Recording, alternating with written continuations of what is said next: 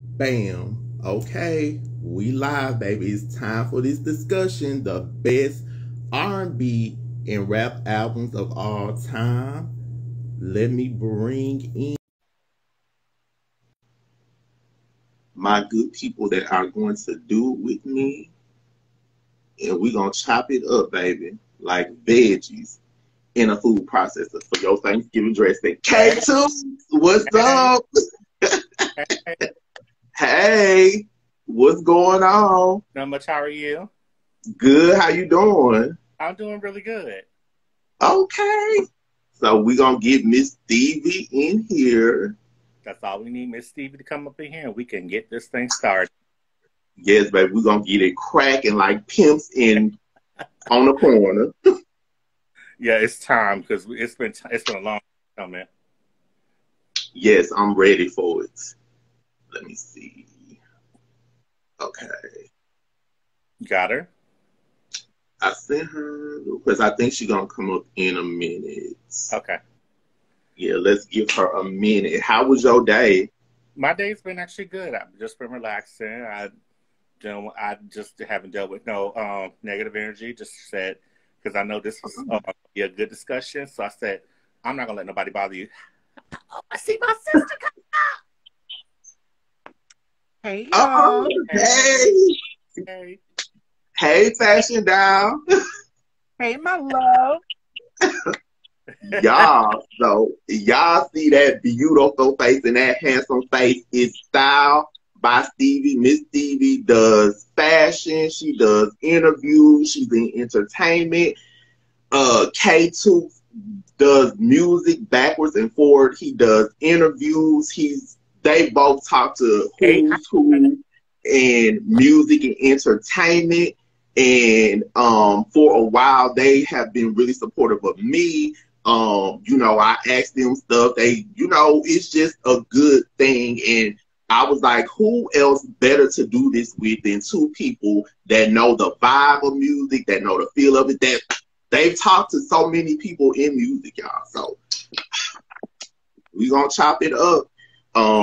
It's the best discussion, the best R&B and rap albums of all time, baby. So Mm. this is gonna be. I'm gonna let you guys know straight up. This is gonna be freestyle because I don't have nothing written down. I'm gonna let you guys know just from the heart what are my favorites.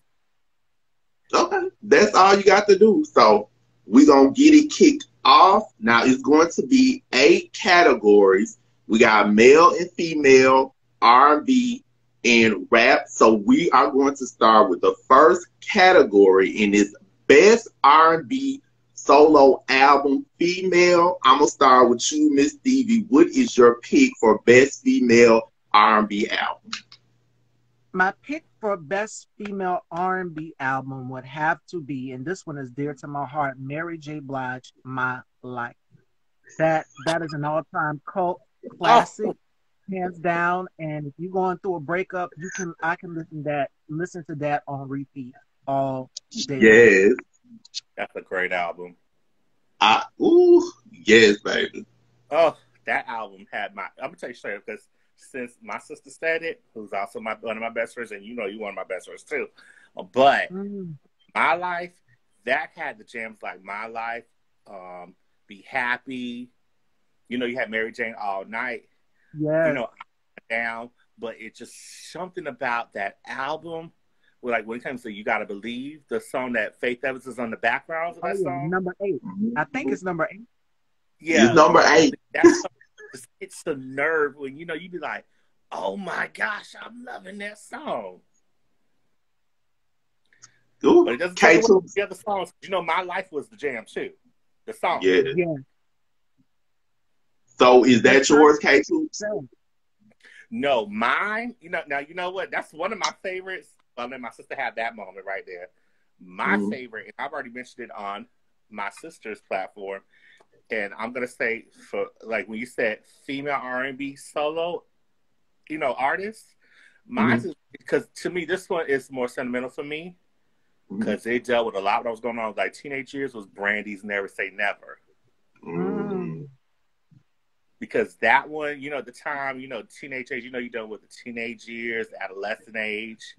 But that one right there, it just had my jams. Besides songs that we know, like The Boy Is Mine, Top of the World, Have Ever, Angel in the Skies, You Don't Know Me Like You Used to. We all know those were great songs. But it was the other songs that were never singles. Like Put That on Everything. That was one of my favorite songs. Learn the Hard Way. It's just like that album really resonated with me because it was just like that was how I was feeling. Yes. Yes, I love Almost Doesn't Count. Ooh, yes, baby. So, baby, yes. Look, y'all done got me in my feelings. So, my choice is I'm gonna have to go with Miss Stevie. It's the My Life album for me. To me, what I love about that album is I'm reminded of me being a teenager and the stuff that was going on around me. And I remember going to the beauty shop with my mama. We were still in Milwaukee. And everybody in this beauty shop was blasting his albums. They had like headphones on. We were in the mall. It was played to death. That was like my Christmas present. But I love that song and that album because she wrote it. That was the start of her writing, and it just came from her. Because I remember the facts that they were saying around that time was that Puff was telling her, you need to start writing more. And that's when she started doing it. And that's when she felt like, okay, I'm going to do that. And I think people weren't really ready for it because I think when My Life came out, it was it's still a great album. It's one of her biggest albums. But I think from the time when it came out, I know a lot of people going through, depression. You know how we talk about mental health? I think that's that's going through mental health issues. That's the album you need to listen to. And it's not, because I know at first, some people felt like they're going to be suicidal, but when they heard that album, it changed their life. It was one of the Mary J. Blige albums that changed people's lives because I know it was between that one and like the Mary album. But I think that one is the blueprint for what helped Mary become the superstar that she is. Well, I should say the Grammy Award-winning superstar that she is. Yes. Yes, baby. That album takes me back. So, yes, Mary, come through. And Chucky Thompson, he's always overlooked. He helped produce that album. Well, but I think, didn't Chucky Thompson pass away recently? So it's like we have to say R.I.P. because he did a lot of stuff for her and Faith Evans and a couple other artists. Chucky is dope. His respect and his love. He's dope, y'all. Now, we going to get into Best Male R&B Solo Album. Miss Stevie, who is your pick? I'm going to go with Maxwell Urban Hang Suite. It has soul. It has the right amount of everything into it. So I love me some Maxwell. Yes. Come through, Maxwell. Now I'm going to say this, and it's going to say this. That's actually my favorite right now. I was going to say too. Really? That's actually my favorite from Maxwell because Maxwell's one of my favorite male artists. So it's funny you say that because I think about Till the Cops Come Knocking, which is my favorite song of all time from him. My favorite too. Because, we've had these talks. You and I have had these talks, Miss Stevie. And then, you think about Ascension, Don't Ever Wonder. You think about, was it Whenever, Wherever, Whatever? Something, yeah. Something, yes. Think about Reunion. Yes. Those are my songs. So that's actually my pick also. So it's funny that my sister said it, but that's actually my pick. Broad chat. What's up, baby? We see you. Hi, Miss Pauline. I see say daily affirmation by Pauline. That's my girl. I love her. That's like another mother to me. Love her. Yes, Maxwell. So, y'all, that took me back. Hold up, y'all. When we were talking Maxwell, I was telling, it was so funny. I was telling one of my bosses, we were talking about different music collection because, we have because where I work at, we have a playlist depending on the managers of what they play and everything. And, he played Maxwell something that was playing. That was one of the songs playing at my job. But I was saying if he did two collaborations, I think he should do that. He hasn't done already. I said with Brandy, and I said with Lauryn Hill. Those are just that was what I was saying. But he was like, okay, I can see that. But go ahead, y'all. Ugh, yeah, that him and Brent, that would be yes. Brandy My Lee, pick. go crazy. Brandy, Maxwell, if The y'all vocal watching it, Bible himself. y'all, I can see that. hit me up, hit us all up. Oh, Jen, that's my coworker right here. Say Jennifer, right there, Jennifer and Anda. That's my girl right there. That's my coworker right there. She know what I'm talking about. She went to one of his concerts. What she said. Oh, I Jen, love when I come back to work, girl, we gonna talk. my pick is Marvin Gaye. What's going on? It's to me for that album to come out. I had the CD, I had the vinyl, and what he was talking about in '71 is still relevant today. So, Yeah. and you know, he just changed the game with that album to me. He started writing, producing his stuff, and Motown didn't want to put it out, and they did, and he became the Marvin Gaye, baby. Because I think that album, that's a great choice you put out there. Because I think with him, when it comes to that album right there you just brought up, what's going on. But I think also I Want You. Those are the two biggest albums, and I feel like they revolutionized when we think about our Afrocentric, our African American people. We think about those two albums, especially because we know the painting of I Want You was what we saw on Good Times. You know, they close off the old episodes. So I feel like that's a great selection that you chose right there. I love it, man. Now, we're going to get into Best Rap Solo Album. We're going to start with female Miss Stevie. What is your choice? I'm going to go with The Miseducation of Lauryn Hill. Because that played when she, from every single when she sings about Zion, on that album itself comes from a place that's real. Like throughout your childhood, she's gotten you through, just like with the Mary J. Blige My Life album. I would have to go with Lauryn Hill, The Miseducation, or I could have said Queen Latifah's Black Rain. But, oh my God, thinking those two myself. Hold on a minute, y'all, because my girl Jennifer was saying when we were talking about the R&B male artists, she said let's not forget about Stevie Wonder. But since we went to female solo rap artists, those are actually the two albums I was picking on between Miseducation, Lauryn Hill, and Black Rain from Queen Latifah. That's funny that you said that. It's like, for me, it's so hard because those were two great albums. And I know you already said Miseducation, Lauryn Hill, so I'm going to let you have that one because that's actually one of the best albums. And I said on our interview, that's one of my favorite albums. So I'm going to let you have that one right there. So you feel like, because you brought up Lauryn Hill's album, I'll bring up Queen Latifah's Black Rain. Yes. Be fair. Because I feel like if it wasn't for Black Rain, you had that woman empowerment, which she did. Because I feel like if she didn't do it, because, she opened doors for, like, Salt and Pepper, Little Kim, Foxy Brown, Eve, all those artists right there. So I feel like for a lot of people, they forget she was always Afrocentric, and she always represented, just the female hip-hop, the female hip-hop head. Because I feel like she had great songs, but at the same time, she could sing, which a lot of people forgot about. Because, you had songs like UNITY, which got her a Grammy. You also remember that she had Just Another Day, which was one of my favorites besides UNITY.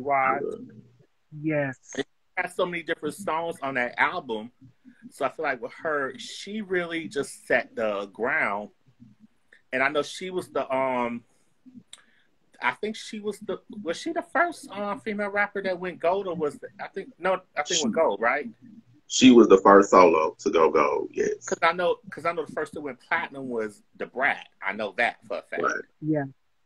Yeah. So it's just like I want to make sure I got it right. But I know with Queen Latifah, she actually did things. And then currently what I found out is that Black Rain is almost close to being double platinum currently. Yeah. I love that.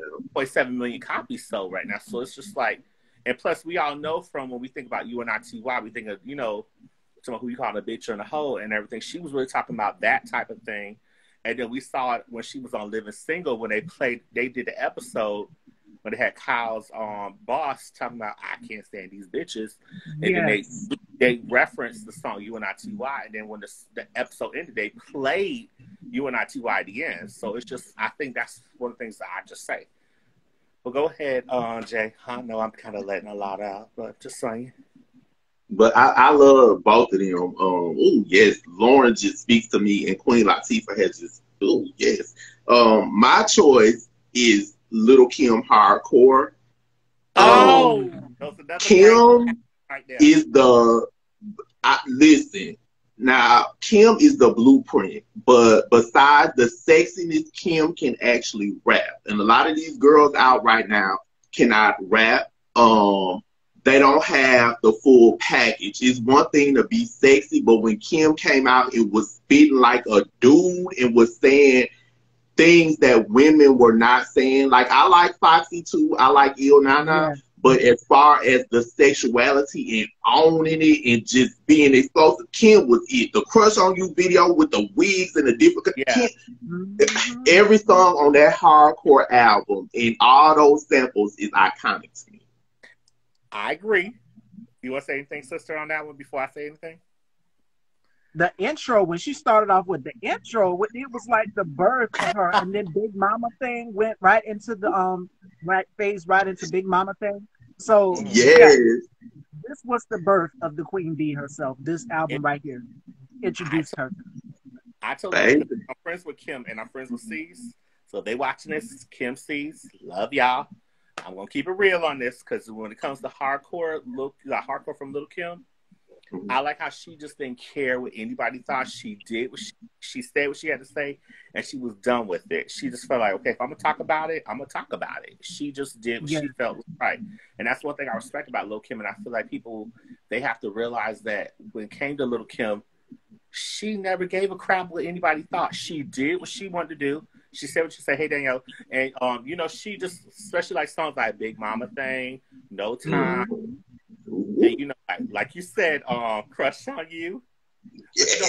But you know how the original version doesn't have Cease on it because, you know, she was going through that time when we ain't going to go into that situation when she's going through the personal stuff with Biggie and everything. And then, you know, we had the other version of Not Tonight, but we all know the Ladies Night version. Mm-hmm. Yeah. But you know, she had other great songs on there besides like Spend a Little Dough, Drugs, Queen, Drugs. Kim, I'm gonna tell you straight up, Little Kim is always one of my favorites. Mm-hmm. And I would never say nothing bad about Lil' Kim because Lil' Kim has always been one of the people that opened the doors for all the female artists. Because if it was for Lil' Kim, and you know, like if it was for Lil' Kim, like we said, you know, her and Foxy Brown really opened the doors, like for Nicki Minaj, Cardi B, and I like how everybody's giving Kim her flowers now. Yeah, so you got Cash Doll and all these other girls. They're talking about Lil' Kim. They have love for Lil' Kim. Now, I know sometimes they act like they don't, but at the same time, you got to give credit where credit's due. Because Lil' Kim is the chameleon of the female hip hop artists, where she can do one thing and then you can see her doing another thing. Because that's what made her get that Grammy for Lady Marmalade, being with Christina Aguilera, Aya, Pink. So I feel like she's done, and Christina Aguilera and all of them. You know, Christina Aguilera, Maya, and Pink. She did her thing. Because I feel like with her involvement of that song, it's what made it kick, you know, to another level. Yes, and I love her fashion game. Like, she worked with Misha in the beginning, and those looks from the Louis Vuitton cover on the magazine where she was Louis'd out, and the MTV where she had the pasty. She's given so many iconic looks. And so you know that was Misa. You know that was Misa, you know, Puffy's first baby mother. Had that idea, but really it was Missy Elliott said she should come out with have one boob out. A lot of people don't know that. Elliott was the one that said she should do that. Ooh, yes. Ooh, Kim. I could be here all day on you, Kim. Now, let's go to best male rap solo album. Who is your choice, Miss Stevie? I would have to go with Nas Illmatic. That album is a classic all by itself from beginning to end. Or I could have said Notorious B.I.G. Ready to Die, but that one right there, Illmatic, gave us the verse. Oh, yes. That was the album right there. Like, it ain't hard to tell, all the songs like that. And you know what? I love me some. It's funny you said that because I love that album right there. Just like I love the Stillmatic album. But for me, now when it comes to for me, like Nas is my boy. He's my friend in my head. He ain't my real friend, but I'm saying he's my friend in my head. But if I had to choose like male R&B, like not male, but male hip hop solo album, oh my goodness, you guys. And I was just thinking about it because it was two people that came to my mind. And we know who they are. I was thinking between Tupac and Biggie. Oh, yeah. But if I had to choose my favorite album, like this was between you and I, all of y'all, I have to say Notorious B.I.G.'s Life After Death. Okay. Because that had a great album. Like it's to me, that one and Tupac's All Eyes on Me, those are like the two biggest male hip hop artist albums besides Illmatic from Nas. But I feel like Life After Death, we really got the chance to see Biggie, even though he passed away when the album came out, but we all knew his mindset was a certain way he was trying to be better in life. I think in his mind, when the album came, before he died, I don't think he thought he was going to die. I think he knew there was just a lot of crapola going on, but I didn't think he was going to die. I don't think he thought he was going to die. I just think that it was just a lot of people trying to come out to him at the time. But that album symbolized a lot because, different sides of Biggie. You had like songs like Another with him and Lil' Kim when they were fighting, where they had their beef. Because how the whole thing between him and everything.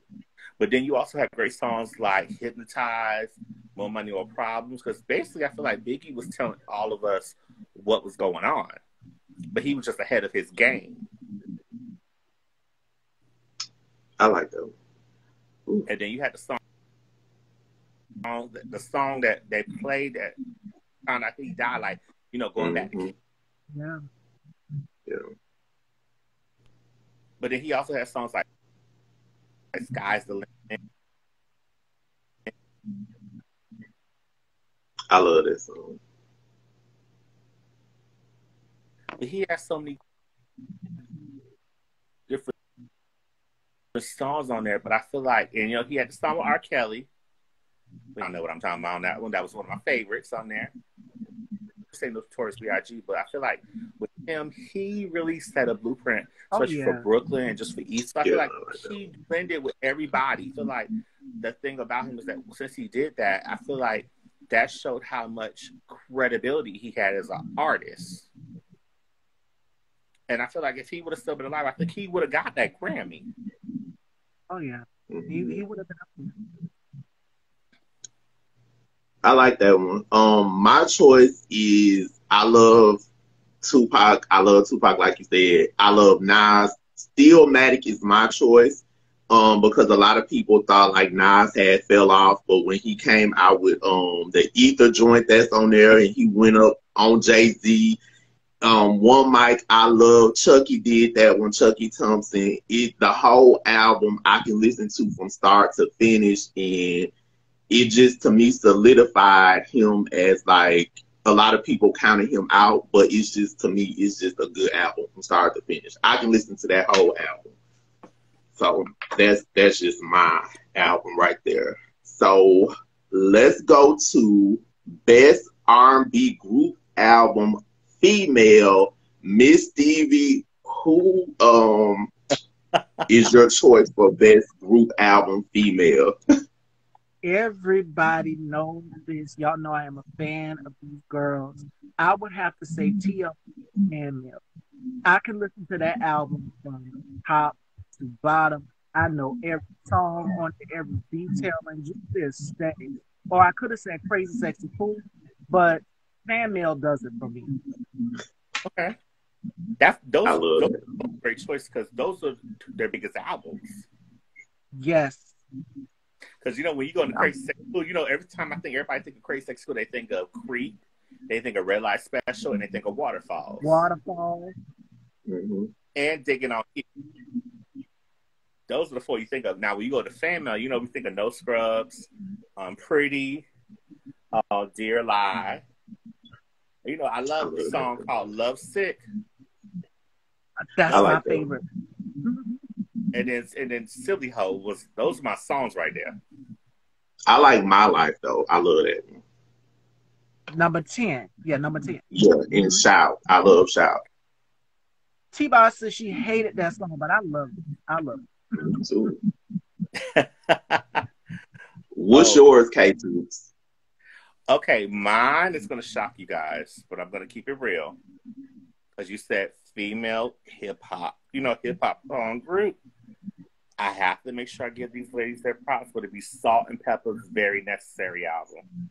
Ooh, yeah. Wait, no, R&B. So that's your R&B choice? But saying, well, as far as like, okay, but you say hip hop. I thought we said hip hop, but we said R&B. Mm-hmm. Okay, yeah. That's gonna be Fahima. You gonna see that in the hip hop one. No, but R&B, because she said TLC. I'm gonna have to say, don't judge me, y'all. I'm gonna have to say Destiny's Child, The Writings on the Wall. Okay. And they both came out in the same time, Fan Mail and Writings on the Wall. Yeah. But if it wasn't for Fan Mail, you wouldn't have on Writings on the Wall.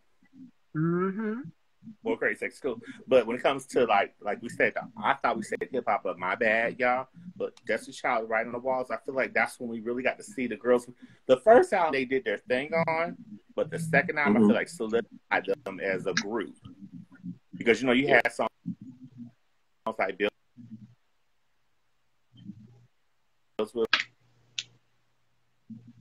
Bills, Bugaboo, Say My Name. Mm-hmm.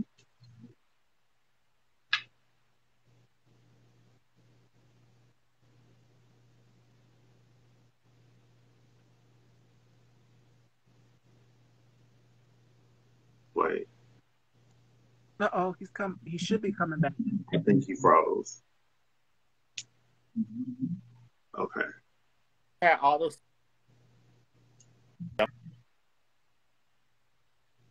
jumping. But you got also good songs, probably like Stay and different songs.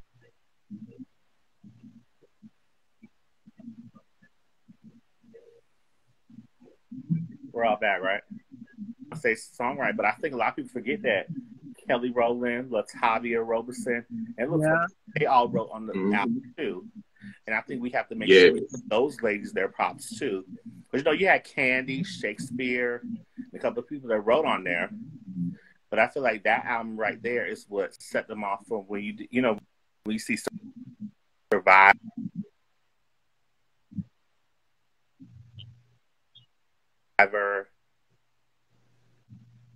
And like Destiny.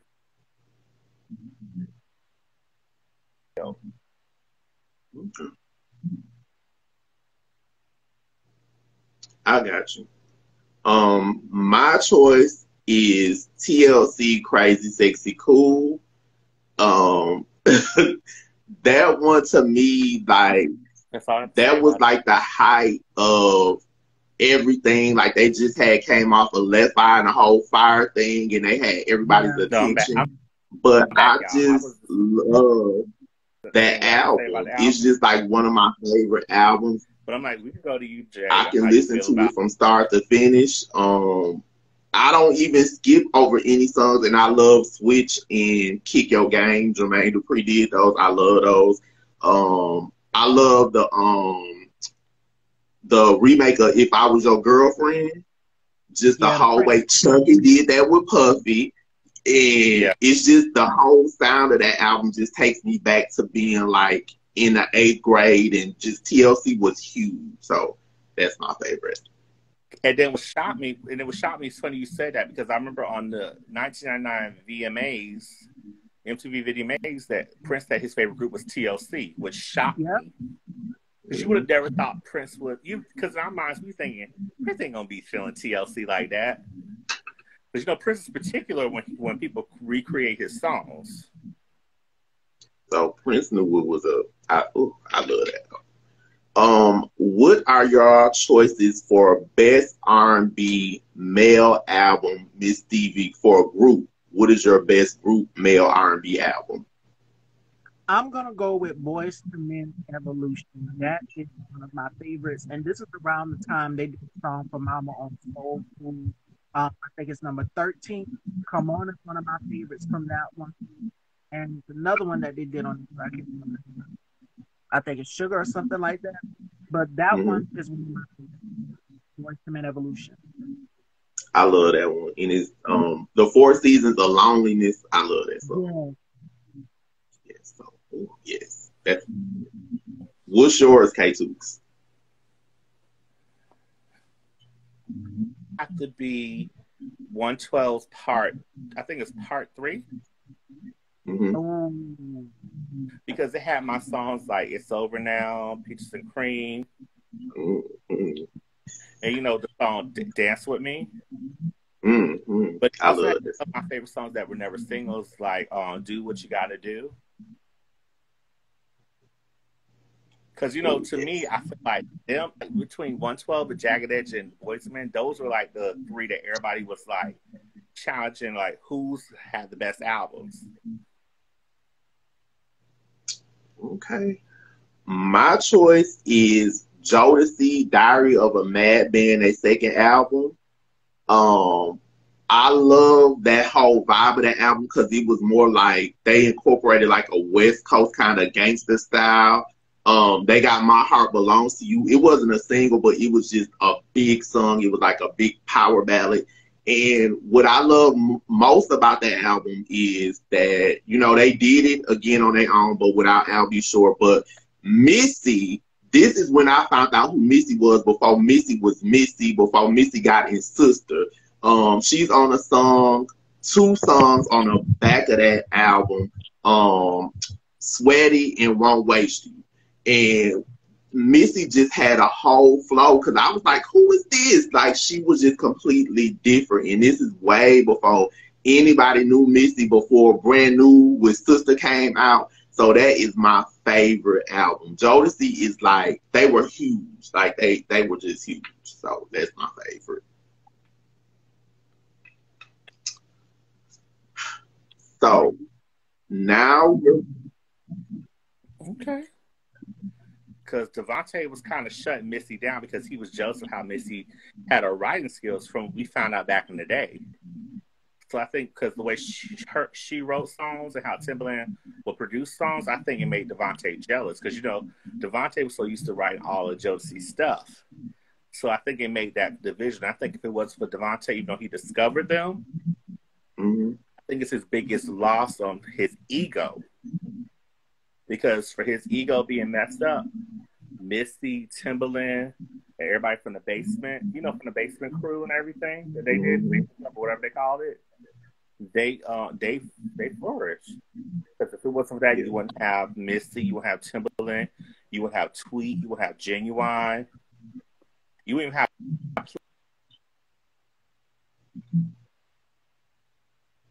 Player. If it wasn't for what Devontae messed up on.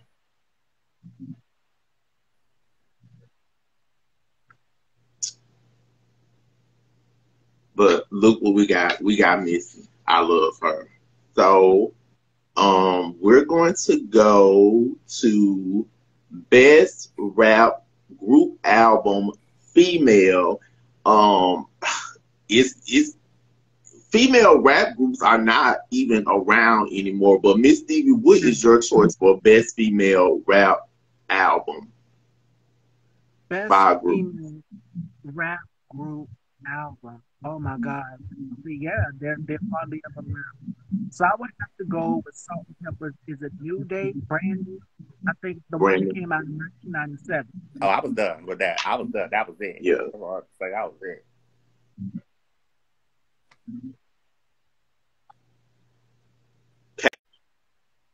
But see, we didn't get a chance to hear her version of why she said Brand New Day. Or I think it was Brand New Day? Brand New. Brand New, yeah. Yeah, mine was very necessary because I feel like that's the album that really opened the doors for them. Like when you thought of like What a Man, you know, what's the other song they did? Shoot. Mm-hmm. And I feel like for Salt-N-Pepa, they opened the doors for a lot of these female groups because really they're the biggest female solo, not female solo, but female like hip hop group. Yeah, they're the biggest seller. They're the biggest song because they did what they had to do. And I feel like what they did, they really brought a lot of social conscious music, but at the same time, they talked about sexuality, but at the same time, they were just being themselves.